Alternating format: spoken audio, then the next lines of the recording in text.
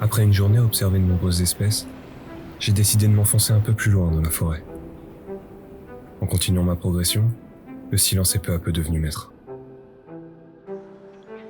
Le vacarme des oiseaux diurnes, ou les kangourous largement accoutumés au territoire des hommes, c'était désormais à quelques kilomètres derrière moi. Je savais qu'à la tombée du jour, toute une partie de la forêt s'endormait. Elle laissait place à autre chose.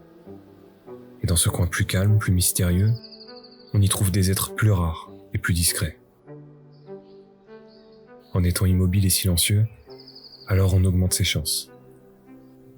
Soudain, une silhouette se dresse, à peine visible.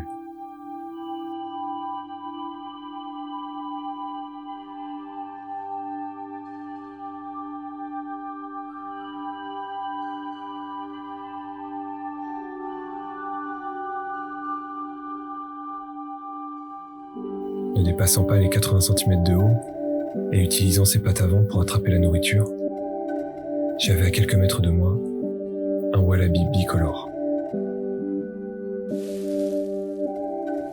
Bicolore, c'est au niveau de sa truffe que ce nom prend forme.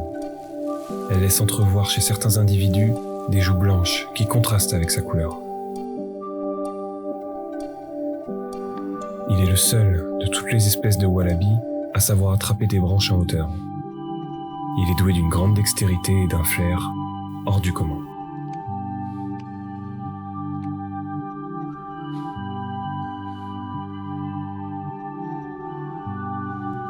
Malgré la difficulté à les voir, j'ai compris que la chance me souriait et j'ai poursuivi ma progression le long de la rivière. J'y ai alors trouvé le reste du groupe. Pouvant vivre en groupe de 10, ils sont pourtant invisibles en journée.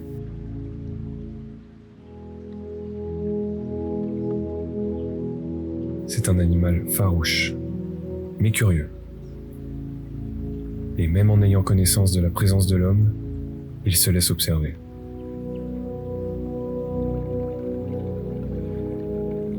Et quand il fait trop sombre, alors le groupe disparaît dans la forêt, et ce, tous les soirs.